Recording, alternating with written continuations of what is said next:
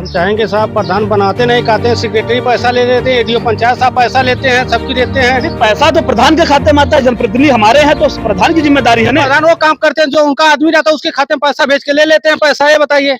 और ये जो शिकायतें हैं कि देते हैं 1000 रुपए पीछे 200 रुपए देते हैं।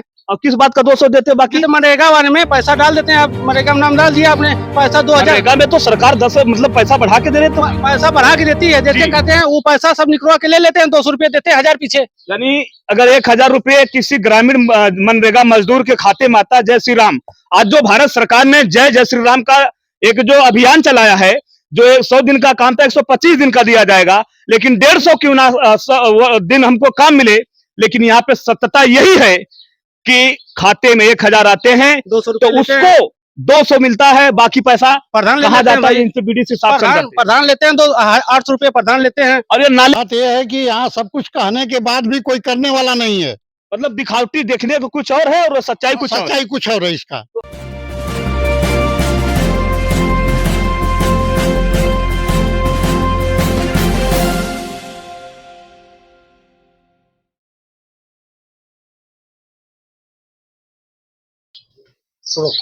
नमस्कार, जय हिंद जय भारत।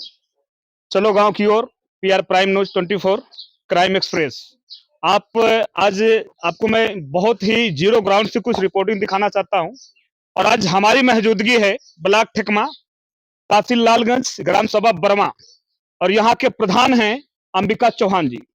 और यहाँ की जो जन समस्याएं हैं आज मैं आप लोगों को दिखाना चाहता हूं कि पूरे ग्रामीण आक्रोशित हैं, क्योंकि हम अपना कीमती एक वोट दे करके एक प्रधान, विधायक, मंत्री, नेता चुनते हैं, लेकिन जब उनकी बहू है जो प्रधान प्रतिनिधि अंबिका चौहान जी जो हैं, आज उनके गांव में हम लोग मौजूद हैं। और आपको मैं बताना चाहता हूं कि जब अगर हमारे ग्रामीण हर गांव के लोग अपना प्रधान प्रतिनिधि मंडल जब चुनते हैं, जब उनकी जन समस्याएं दूर नहीं होती है तो कितना आक्रोशित होते हैं लोग। और यहाँ पे किसी को जो पात्र हैं, जो पात्र नहीं, उनको 2-2, 4-4 कॉलोनी मिल जाती, आवास मिलते, लेकिन जो पात्र हैं, विधवा है, असहाय है, विकलांग है, ऐसे लोग अगर सरकारी सुविधाओं से वंचित हैं तो इस पे हमारे भारत सरकार क्या करना चाहती है, हमारे ग्रामीण क्या कहेंगे। और मैं सबसे पहले दिखाना चाहता हूं कि हमारे भारत सरकार ने स्वच्छ भारत अभियान में करोड़ों रुपए नहीं अरबों रुपए खर्चा कर दिया, स्वच्छ भारत स्वच्छ अभियान। लेकिन आज मैं दिखाना चाहता हूं बरवा में एक जो 3 किलोमीटर दूरी तक का नाला है, और उस नाले में बजबजाते हुए इतनी गंदगियां हैं, यहाँ पे तमाम मच्छर पैदा होंगे, जिसमें आप दिखा सकते हैं, हमारे कैमरामैन दिखाएं। या वो नाला है जो पूरे गांव के पानी गिरता है और 3 किलोमीटर दूर जाके कहीं दूसरे नाले में शिफ्ट होता है। इस इतनी गंदगियां हैं, इसमें देखिए कचड़े हैं, प्लास्टिकियां फेंक की गई है जो प्रतिबंधित है, और नाले की सफाई नहीं हुआ है। और खास करके इधर भी मैं आपको दिखाना चाहता हूं, यहाँ पे हमारे ग्रामीण मौजूद हैं, मैं इनसे भी वार्तालाप करना चाहता हूं।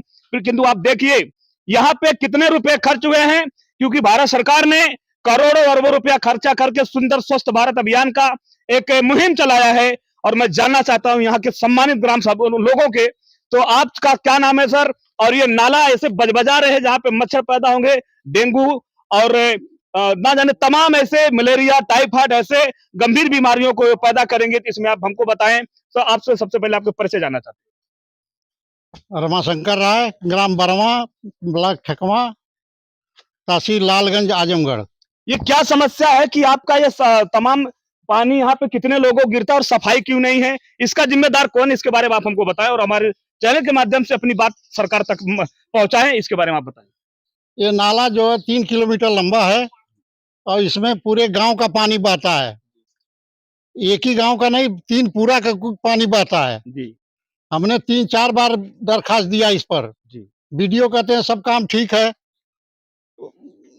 डीएम के तो आपने वीडियो साहब को बुला के दिखाया नहीं है ठीक क्या है, सफाई कितना वीडियो है? साहब देखने थोड़ी आते हैं, वो तो अपने वहीं पर बोलते हैं। तो आपने इसकी शिकायत अपने जो प्रधान प्रतिनिधि हैं उनको आपने बताया?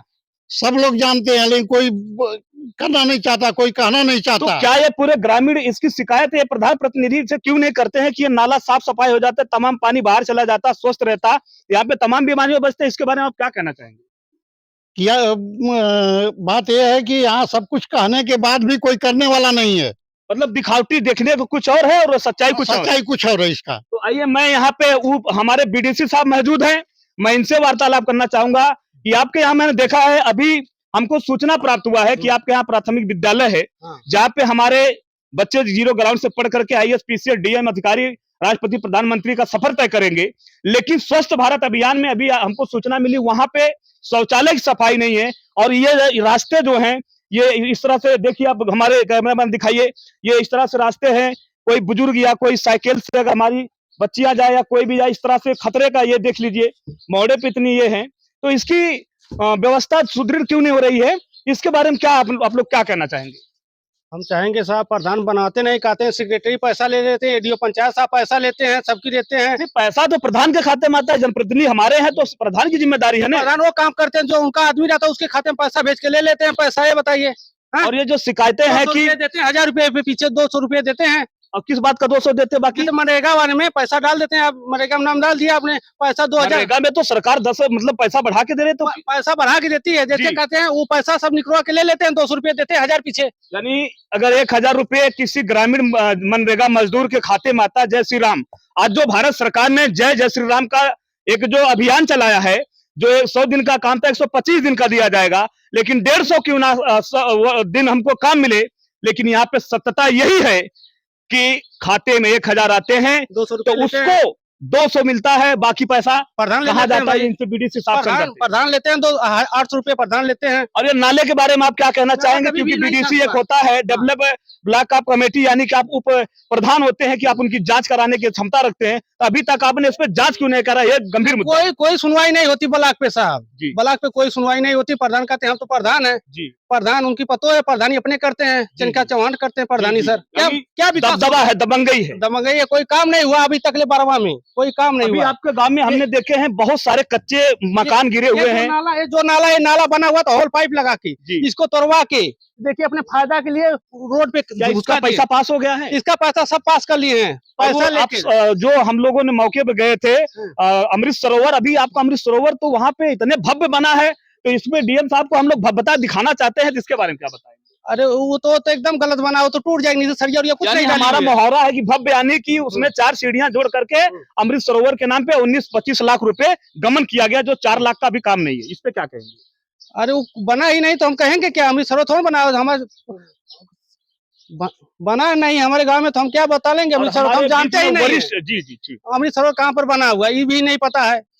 और हमारे बीच में एक वरिष्ठ नागरिक हैं जो ईमानदारी से डट करके सत्यता को दिखाने की क्षमता रखते हैं। आज मैं इनसे जीरो ग्राउंड से ये बात करना चाहूंगा और बतलाना चाहूंगा कि अगर ये समस्या आपके, आज हम 21वीं सदी में जी रहे हैं और 21वीं सदी में आज हमारे पास सोशल मीडिया है, तमाम ऐसे यंत्र हैं, लेकिन आज भी ये नाले की सफाई ना होना और स्कूल के शौचालय की सफाई ना होना, पैसा उठ गया कई बार, पैसे उड़ गए आप।